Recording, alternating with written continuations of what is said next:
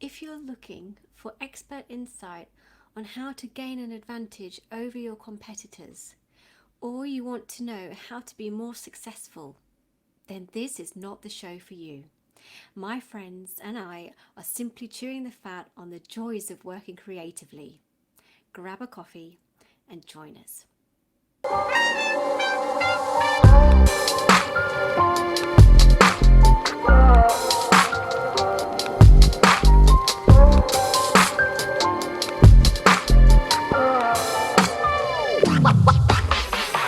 Okay, so welcome to episode 3. I'm here today with my friend John McCrae, and I just want to say a big thank you for getting involved in this. I know we've got so much to talk about today, so thanks for being here.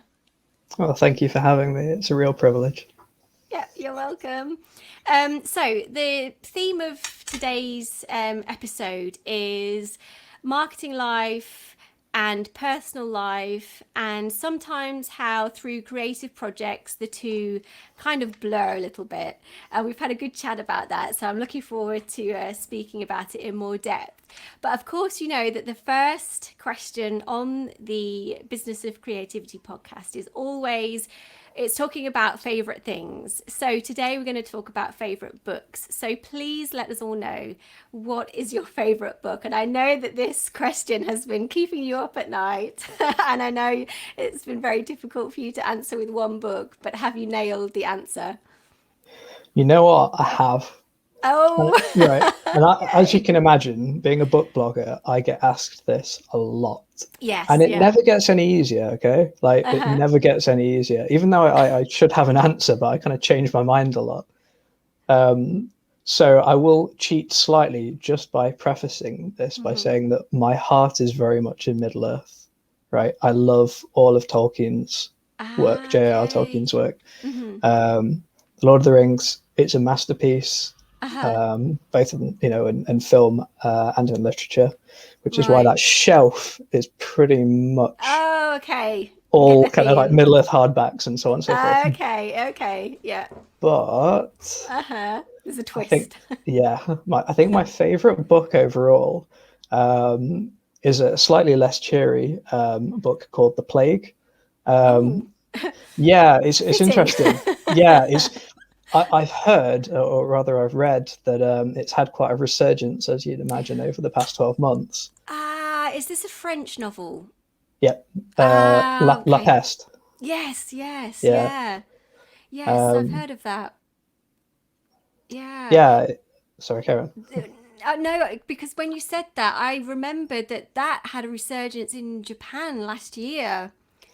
Yeah, Oh, yeah, yeah, yeah. It's so funny that you because I had no idea what book you were going to say. We haven't rehearsed this question, but yeah, that last year in Japan that got sort of a new readership. Oh, okay, so yeah, tell us more then.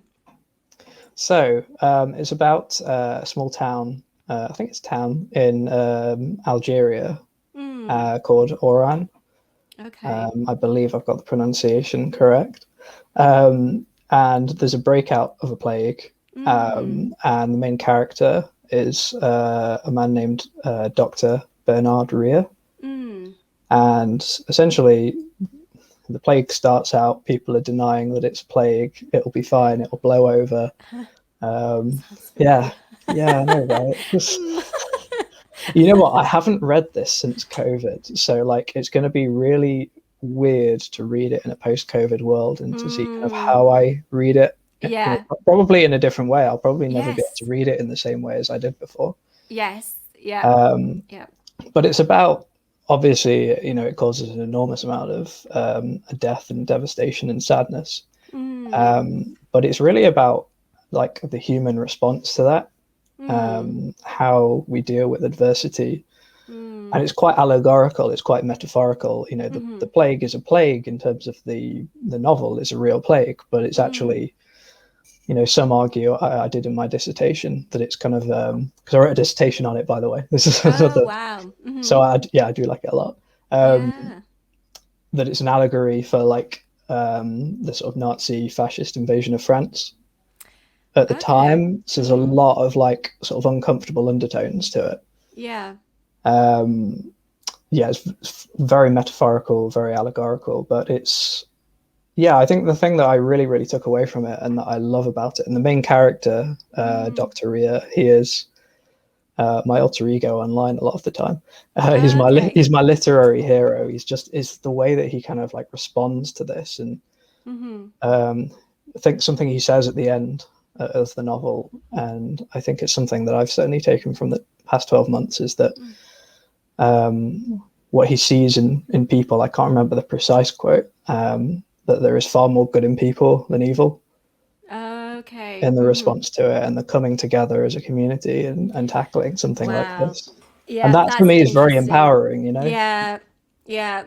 It's a classic question, isn't it? I think about sort of humans and how much of us is really good and how much of us is evil, or you know, how much are we fighting against, sort of evil. But yeah, it's a fascinating question.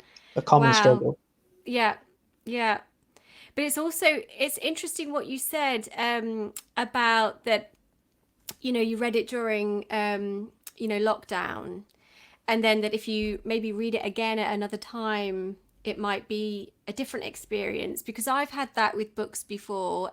In fact, one of my favorite books is Catcher in the Rye, which I'm sure you've heard of because everyone's heard of You it. know what? That was going to be What? one of my other ones, so that's kind of funny Ah, that oh, bingo! I Oh love wow, it. that's amazing. Yeah, that's one of my favorite books. I've read it about 4 times, and I read it once in Japanese too, which was kind of fun. But it's interesting what you said, because I think there are books like that where you read them at a certain point. I first read it when I was about 19, and I loved it. I just loved it. And but then I read it again a few years later, sort of after a significant kind of life event, and which we'll come to a bit later. But I still loved it, because I went on to read it about 3 more times. But um, I just had a new perspective on it, and I felt even sort of closer to it, and I felt like I understood the character even more. The first time I thought he was very intriguing, and very sort of charismatic in a kind of rebel kind of way. And that was when I was 19. But then the second time I read it, I felt very, very um, clear about what he was going through. And so I understand what you mean. So do you think you'll read this again a bit further down the line then? Is it one of those books that you'll come back to? Yeah, I think I might give it a few months or a year or something. Yeah. You know, just let things settle a little. But Yeah. I think it will be very interesting to see how it reads. I Mm. was having a little browse through it earlier today, actually, just to Mm-hmm. familiarize myself with certain bits. Mm. And yeah, like certain bits stand out like a sore thumb, and I'm like, Yeah. wow, I've pretty much almost said that word for word this year. You know, Mm. it's really interesting actually how we interact with literature over time and how our perceptions Mm. change based on real life events. I mean, Yeah. I find it quite interesting that you went that way with Holden Caulfield of The Yes. Catcher in the Rye, because I know that conventional wisdom dictates that you adore him as a Ah. teenager. Mm-hmm. You go, oh, he's such a rebel, and like he's just sticking it to the man and all that. And then when you kind of hit your kind of like 30s 40s, people say, oh, he's a bit of a brat though, isn't he? But I went Yeah. on the same journey as you. Like I Mm. kind of, I don't know if I necessarily I identified with him, but I Mm. identified with certain parts of his kind of Mm. struggle to fit in, I think, with society, and Mm-hmm. there's a lot of grief in that Yeah. book that's sort of like just simmering under the surface, which I think a Yes. lot of people miss. Mm. There's a Yes, lot I of think they there's do. a lot of Yeah. unresolved grief in that book. Yes, absolutely. Yeah, It's it's about his wonderful. brother. It's about Yeah, the loss of his brother. And people sometimes say, "Oh, it's an annoying story about a teenager with teenage angst." And I'm like, "No, this is about somebody experiencing the loss of his brother and wondering about the different people that he loves in his life, and how he loves them, it's fantastic. But I could talk about that all night. Same. Maybe we should But do that sometime. yeah, we should just do a Yeah. Holden Caulfield appreciation podcast. Right. Let's get it going. Let's go. Yeah, come on. I love that book. It is Yeah, phenomenal. it's Great it choice. is. Yeah, yay. Cool. So yeah, so okay, well, so today's episode is about this idea which we spoke about a few days ago of how sort of marketing sometimes starts to blur a little bit with their personal lives. So we have sort of creative projects going on at work, and then we have sort of creative projects in our own lives. And the two sometimes, blur a little bit. So first of all, just give us a quick overview of what you do in your professional marketing life, and then we'll move on to sort of the creative projects that you have in your personal life. So I work for an IT managed service provider that specializes in databases. It's a very sort of niche service. There aren't sort of a huge amount of these types of businesses because it just requires a very, very high skill ceiling in terms of people to do that job. Yeah. I am not one of them. To be clear, I'm not that smart. I'm, like yourself. I'm a content writer. I'm in the marketing department. We perform a very, very valuable function. I'm joking. I'm all right. I'm not too bad, but I'm certainly not technically minded. Yeah. Like yourself. My job is to make the clever people that make things tick sound even more clever. Yes. So yeah, that's what I do for a day job. I will say on that point that I've only been there a couple of months, but I'm very, very privileged to be working with such an open-minded organization, both in marketing. They really, really embrace marketing. It's not always been my experience over the years sometimes. Yeah. So, they're really, really on board with that. They're very open-minded, and it's a pleasure to work for them. Yeah, it's difficult, isn't it, sometimes with marketing for people to see the value of it within, the wider organization. And yeah, like you said, it's about taking what the experts know about the products, but packaging that in a kind of accessible way for different audiences who are using different platforms and who like to consume content in different ways. So that's the challenge. But so I think you were mentioning that you've worked a lot on the website. What are your main tasks? I work a lot on the website and social media. Blog writing, so on and so forth. I'm a content marketer through and through. Yes, and of course, social media is a classic example of 24/7. And I'm terrible. I am terrible. I will be on social media every day at all hours, at night time, in the morning. I am hands up, very terrible for that. But it's this thing it's always on, and it's always on, and as soon as you click on your phone or whatever, it's this whole kind of universe, so it's difficult to switch off from that. But of course, so your creative project that you have in your personal life, that sort of starts to blur lines as well. So tell us a little bit more about the blog and the website that you run. So I run a book blog called Tales from Absurdia. Little bit of trivia here for you. Absurdia being a take on absurdism, which is an Albert Camus concept, the guy who wrote The Plague. So that's where that came from. That's on that Outsider. Albert Camus is on that shelf there. Yeah, just there. Just okay. There. I've also got it there.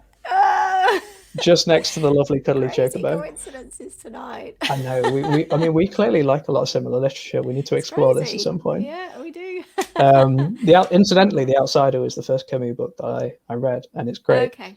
But I launched this website. I love literature, as you gathered. I studied at university. But I launched it as a furlough project last year. Right. I was, yeah, unfortunately furloughed Mm. early on in the pandemic, and I kind of Yeah. took that time, I think, like a lot of people, to take stock about Mm. kind of what I wanted Mm-hmm. was one thing, what I needed to improve on, because you don't Mm. always have time to step back and reflect on that in the day to day. Yeah. So like I said, I'm a content writer through and through. I come from a Mm. writing background, but I Mm. was kind of newish in marketing. Mm. So, and I knew that I needed to work on my digital marketing skills a lot more. I Yeah. needed to kind Yeah. of improve those to be Mm-hmm. a more fully, rounded individual. So Yeah. I was like, why not learn how to launch a website from scratch? Of That seems course. like, why not? Yeah. So I spent the first like 2 weeks of my furlough just researching hosting Mm. and security measures and all of Yeah. the important things. Oh, it's crazy how deep it It's, goes. My yeah, colleague, my colleague, she's fantastic. Jacqueline, hi Jacqueline.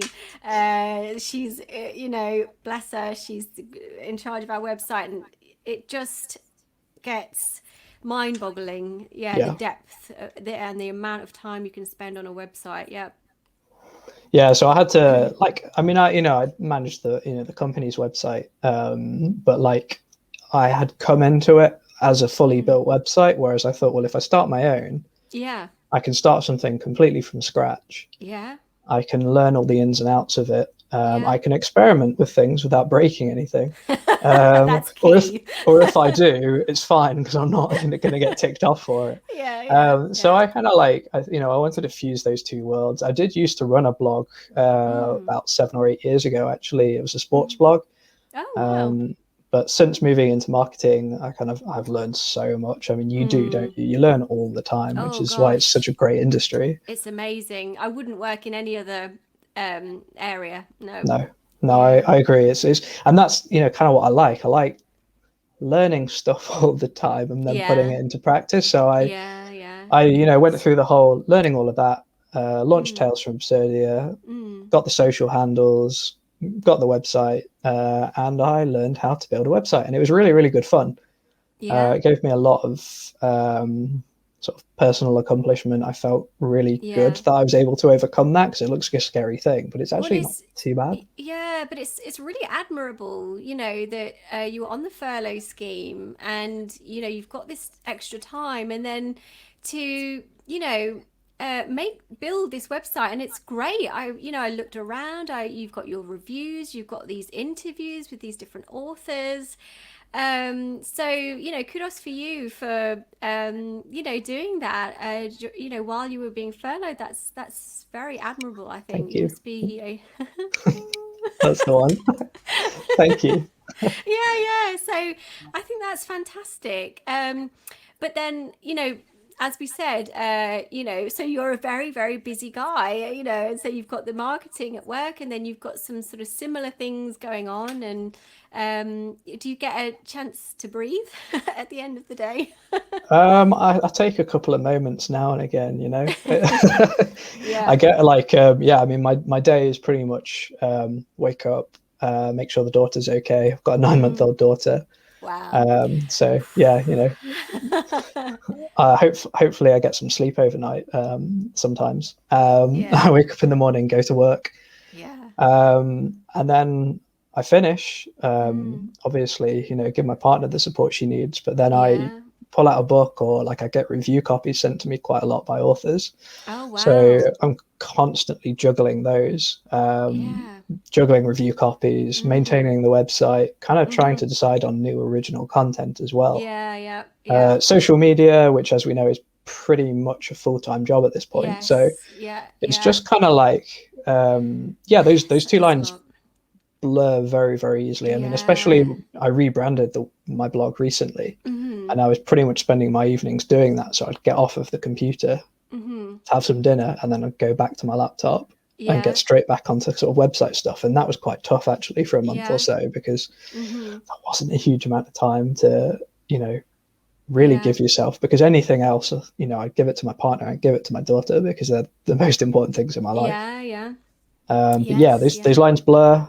Yeah. It's about managing it where you Yes, can. definitely. Yeah. And I think you're probably like me in the sense that because I have two kids, so um but you kind of thrive on that busyness, which I don't know if it's always a good thing. It's not always a good thing. Mm, But somehow you're just kind of wired that way, and you need a creative project, hence this podcast. yeah. It's just you just enjoy it. And yeah, with the marketing, like sometimes I feel like um I put I put so much into it, because it can be very creative. It's very fulfilling.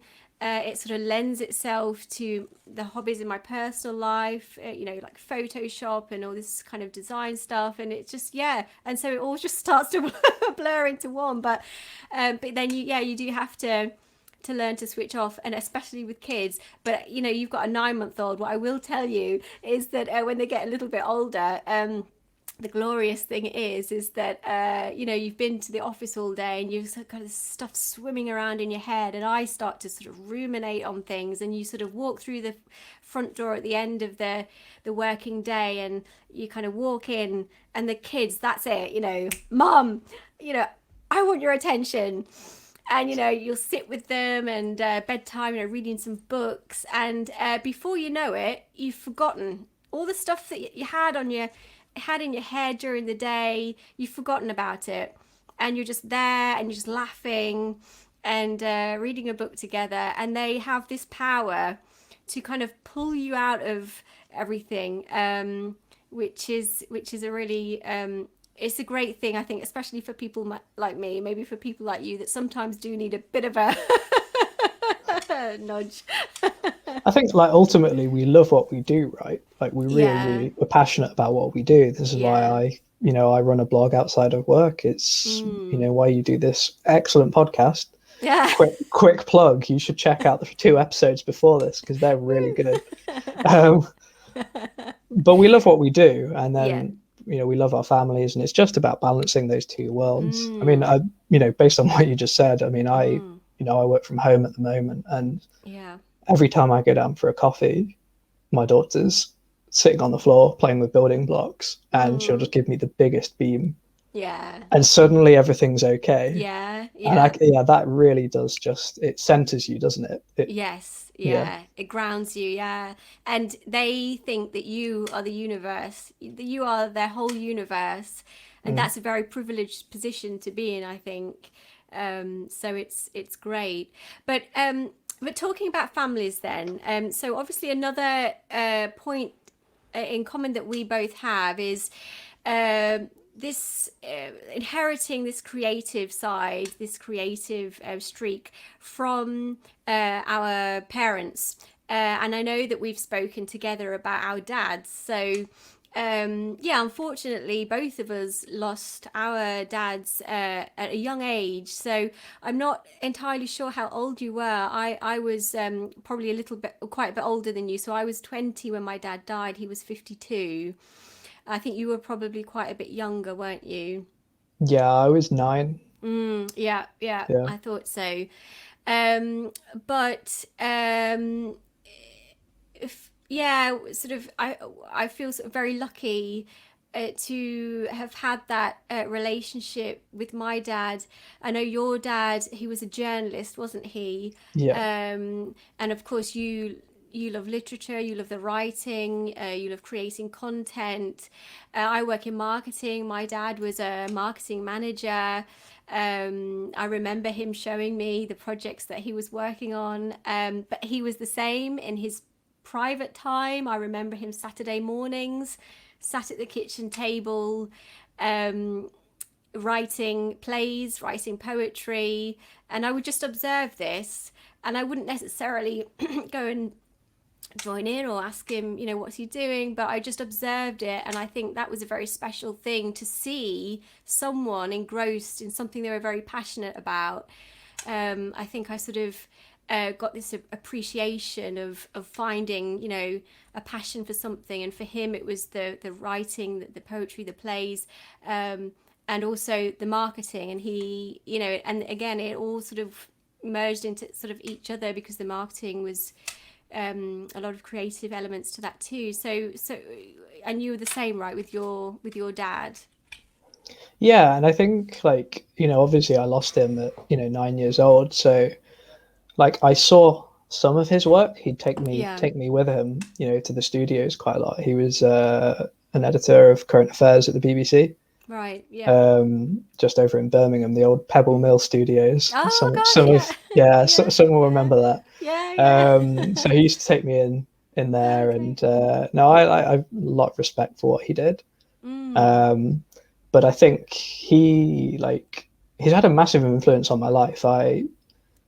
But also a lot of pressure in a way. There's something Mm. that's probably worth discussing because Yes, I I think, think yeah. growing up in Mm. that shadow, or Mm. perceived shadow from my Yeah. perspective, of like, Mm-hmm. your dad was this much loved, respected local journalist. There was a lot of Mm. kind of like, because my mum was also a journalist. Mm-hmm. People were like, are you going to do that? Yes, yeah. Are you going to do that? Natural question. And like, Mm. I experimented with it. Like when I Mm. ran my sports blog, I did quite a few kind of like local sports. I covered Notts County, for example. Okay. Mm. It was a great experience, but it helped me realize that it probably wasn't the world for me. Mm.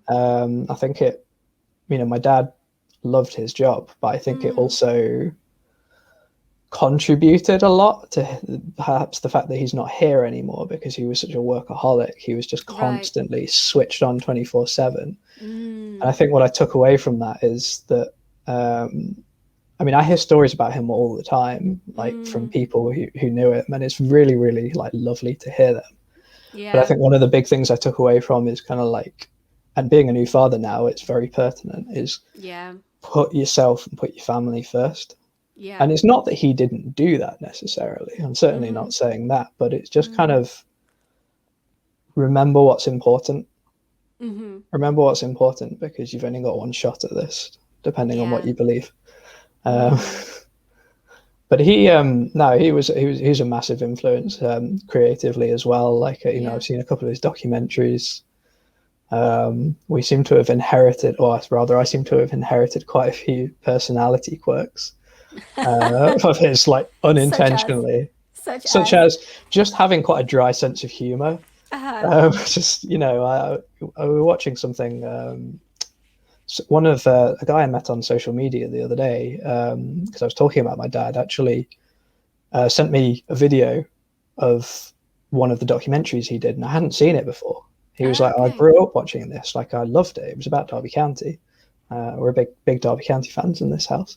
Okay. And yeah, watching it back and like seeing him in motion was quite interesting. But Mm. it was the little mannerisms that we have, and we do look quite Yeah. similar as well. Mm-hmm. It's quite uncanny. But he's Yeah. a massive influence on my life in all sorts of ways. But Mm-hmm. yeah, yeah. I mean, that's how we got talking, really, wasn't it? Yes, it is. You sent Yeah, me a yeah. lovely message, and I really appreciated that.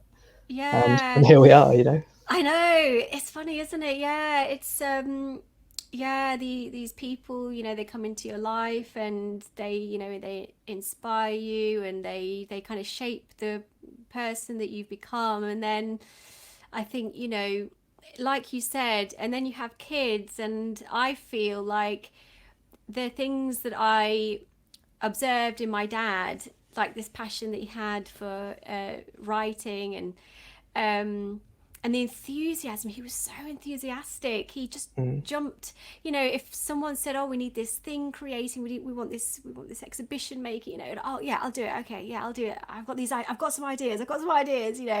And this pure sort of enthusiasm and I think to myself, I love that, and it's kind of shaped who I am. And then I feel like I want to pass that on to my kids now. mm, So I want them to know about the things that I'm passionate about. And when I'm making things, I always sit with my daughter and say, okay, what do you think? I need your final approval on the design.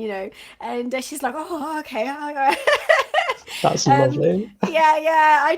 I call her my little designer, and I always ask for her final approval for sign off. And she loves it, and I just want to pass on, that enthusiasm and the joy of something, and that she sees that her mum has a joy of something, So, and that's all, and that's all we can do really. But we were very lucky to have these kind of dads in our lives, I think.